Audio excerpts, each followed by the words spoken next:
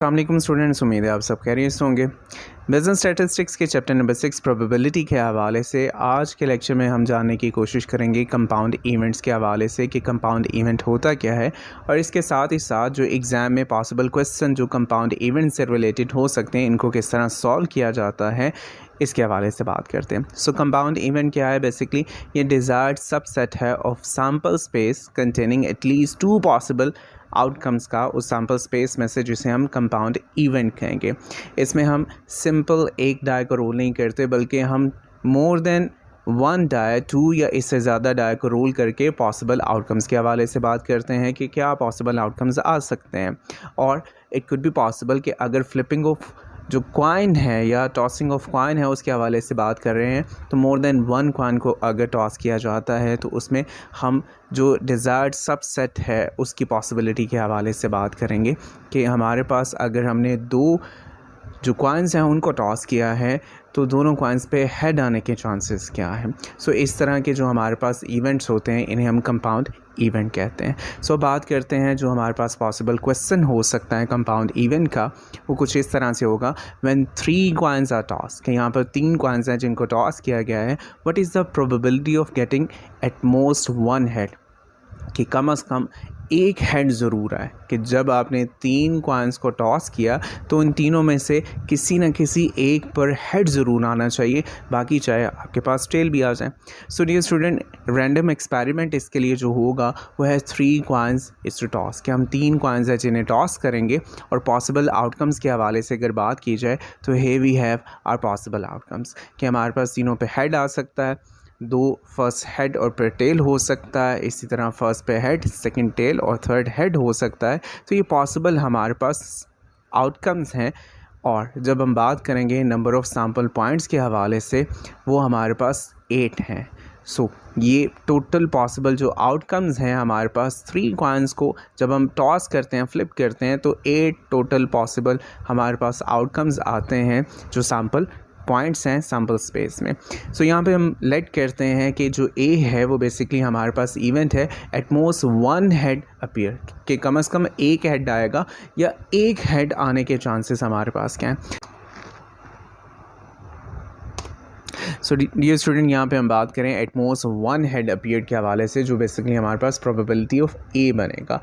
और अगर हम ये करते हैं कि 1 में से जो इवेंट के टोटल पॉसिबल आउटकम्स हैं जो हमारे पास 1 है, उसमें से हम सब्ट्रैक्ट करवा दें probability of no head appear के हवाले से, तो तब भी हम कैलकुलेट कर सकते हैं कि हमारे पास एट मोस्ट 1 हेड अपीयर की प्रोबेबिलिटी क्या हो सकती है। बेसिकली हम 1 में से कॉम्प्लीमेंट ऑफ ए जो है उसको अगर सब्ट्रैक्ट करवा देंगे तो हमारे पास प्रोबेबिलिटी ऑफ ए जो है वो कैलकुलेट हो सकती है। सो हम ये करेंगे कि प्रोबेबिलिटी ऑफ ए कॉम्प्लीमेंट की अगर बात की जाए तो ये हमारे पास बनता है जी 1/8। It means no head appear की सिचुएशन जस्ट हमारे पास एक ही है जिसमें कोई भी हेड नहीं आ रहा, सभी के सभी पे जो टेल है वो बेसिकली अपीयर होता है। तो ये बेसिकली एक ही ऐसी पॉसिबिलिटी है, बाकी जितने भी हमारे पास पॉसिबल आउटकम्स हैं उनमें हमारे पास हेड ज़रूर अपीयर होगा। सो हम जो एक कॉम्प्लीमेंट है उसकी प्रोबेबिलिटी को अगर 1 में से सब्ट्रैक्ट करवाते हैं, जो बेसिकली 1/8 है, तो 1 में से हम सब्ट्रैक्ट करवाते हैं 1/8 को, तो हमारे पास इसकी जो प्रोबेबिलिटी है, जो पॉसिबल आउटकम है, वो हमारे पास 7/8 बनता है।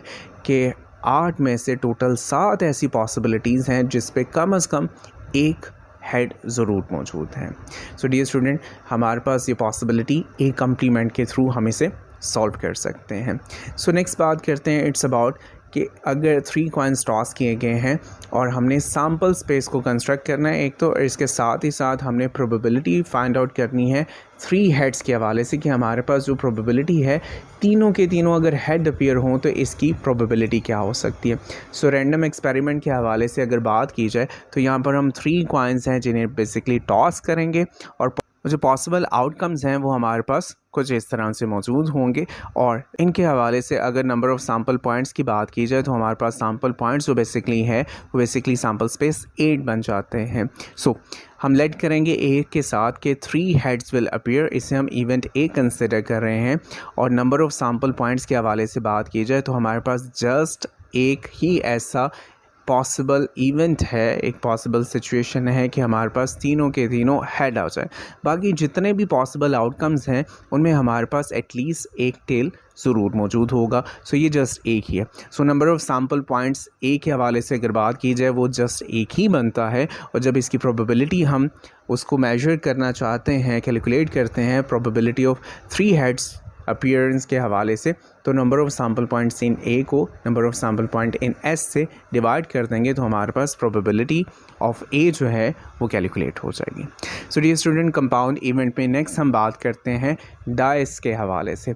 तो लेट्स से कि 2 डाइस हैं जो कि रोल किए गए हैं, हमने प्रोबेबिलिटी फाइंड आउट करनी है। सम ऑफ नंबर इज़, जो हमारे पास इट्स अबाउट एग्जैक्टली 7, कि हमारे पास वो एग्जैक्टली 7 आना चाहिए, कि हमारे पास जो डाइस हम रोल करते हैं उस पे जो आउटकम्स हैं उनका जो टोटल है वो 7 होना चाहिए।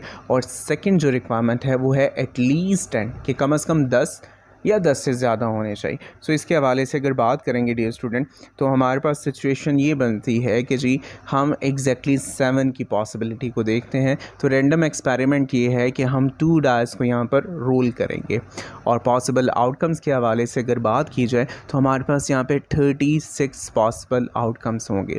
वो कुछ इस तरह से होंगे कि अगर हम आउटकम ऑफ फर्स्ट डाई की बात करते हैं तो उस पर हमारे पास टोटल 6 आउटकम्स बनते हैं, और इसी तरह अगर आउटकम्स ऑफ सेकंड डाई की बात करते हैं सो डियर स्टूडेंट वहाँ पर भी हमारे पास 6 पॉसिबल आउटकम्स हैं।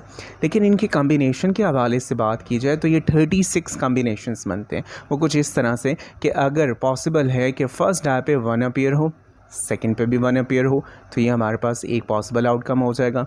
लेट्स से कि फ़र्स्ट पे 1 ही अपीयर होता है लेकिन सेकंड जो हमारे पास डाई है उसके ऊपर 2 अपीयर होता है, तो ये सेकंड हमारे पास जो है वो पॉसिबल इसकी सिचुएशन बन जाएगी। नेक्स्ट थर्ड की अगर पॉसिबिलिटी की बात की जाए तो हमारे पास जो आउटकम है सेकंड डाई का वो 3 है और फर्स्ट का 1 है, तो हमारे पास ये पॉसिबल जो सेट है वो बन जाएगा। सो इस तरह से हम पॉसिबल आउटकम्स के डिफरेंट कॉम्बिनेशंस को देख सकते हैं कि जो कि हमारे पास पॉसिबल है।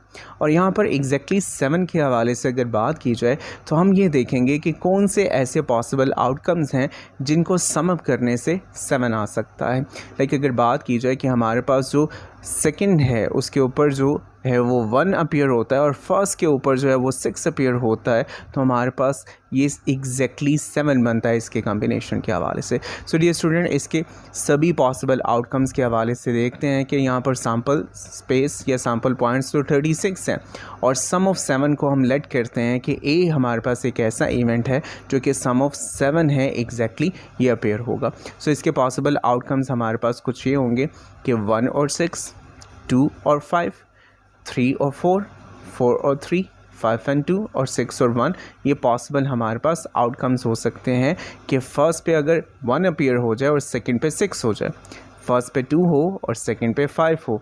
सो इनको कंबाइन करने से, इनको सम अप करने से हर एक सेट के जो पॉसिबल आउटकम्स हैं हमारे पास 7 ही बनता है। सो इनको काउंट कर लेंगे, ये टोटल हमारे पास 6 पॉसिबल आउटकम्स हैं जो कि सैम्पल पॉइंट्स बनते हैं। सो इसकी प्रोबेबिलिटी के हवाले से बात की जाएगी तो number of sample points in A को डिवाइड कर देंगे number of sample point in sample space के साथ, तो फाइनली आफ्टर डिवीजन हमारे पास इसकी जो प्रोबेबिलिटी है वो है 1/6। सो डियर स्टूडेंट, नेक्स्ट हम बात करते हैं जो हमारे पास नेक्स्ट पॉसिबिलिटी है एटलीस्ट 10 के हवाले से। तो यहाँ पर भी सैम्पल पॉइंट्स के हवाले से बात की जाए वो 36 ही है, और यहाँ पर हम इसे इवेंट को बी लेट करते हैं कि हमारे पास सम ऑफ एटलीस्ट 10 जो अपीयर होगा डाइस के ऊपर उसकी क्या पॉसिबिलिटी हो सकती है। और number of sample points in B की बात की जाए तो हमारे पास ये डिफरेंट कॉम्बिनेशंस हो सकते हैं कि 4 अपीयर हो फर्स्ट पे और सेकंड पे 6 हो, तो ये हमारे पास 10 बनता है। कम से कम 10 और इससे ऊपर की पॉसिबल आउटकम्स के जो सेट्स हैं उनकी बात कर रहे हैं। So number of sample points जो हैं वो हमारे पास 6 बनते हैं, और इसकी प्रोबेबिलिटी के हवाले से डियर स्टूडेंट बात की जाए तो number of sample points in B उसको डिवाइड कर देंगे number of sample point in sample space के हवाले से, तो इसकी प्रोबेबिलिटी का फाइनल आंसर हमारे पास 1/6 ही है। सो नेक्स्ट स्टूडेंट, हम बात करते हैं अबाउट 2 डाइस जो कि हमने थ्रो किए हैं, और इसमें हमारे पास जो प्रोबेबिलिटी है वो कुछ डिफरेंट जो रिक्वायरमेंट है उसके साथ है। A sum of 8 on both faces appeared कि हमारे पास जो है वो सम 8 बन रहा है, और सेकंड रिक्वायरमेंट है सम 7 और 11 अपीयर्ड। सो फर्स्ट हमारे पास जो पॉसिबिलिटी है उसके हवाले से बात करते हैं। तो हम यहाँ पर 2 डायस हैं जो रोल कर रहे हैं और पॉसिबल आउटकम्स यहाँ पर 36 हैं, और उसके जो पॉसिबल कम्बिनेशंस हैं वो हमारे पास कुछ ये मौजूद हैं। सो जब हम बात करते हैं हमारी फ़र्स्ट रिक्वायरमेंट के हवाले से, तो डियर स्टूडेंट हमारे पास नंबर ऑफ़ सैम्पल पॉइंट्स 36 हैं, और ए हम जो इवेंट है उसको डिनोट कर रहे हैं जी कि सम ऑफ 8 विल अपीयर, उसके हवाले से लेट किया हमने। और यहाँ पर सैम्पल पॉइंट्स जो ए इवेंट के हो सकते हैं वो पॉसिबल हमारे पास कुछ यूँ हैं कि फ़र्स्ट पे अगर 2 आए, सेकंड पे 6, फर्स्ट पे 3 और सेकंड पे 5 हो सकता है।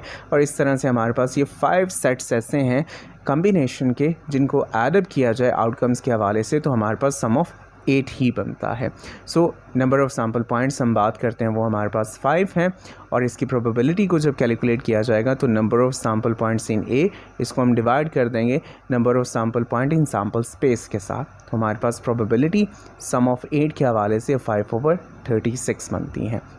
अब सेकेंड रिक्वायरमेंट के हवाले से बात करते हैं जो कि है सम ऑफ 7 और 11, ये हमारे पास अपीयर होगा। सो डियर स्टूडेंट यहाँ पर हम बात कर रहे हैं बेसिकली म्यूचुअली एक्सक्लूसिव इवेंट्स की कंपाउंड इवेंट के अंदर। सो फर्स्ट ऑफ ऑल हम 7 की जो प्रोबेबिलिटी है उसको कैलकुलेट करेंगे।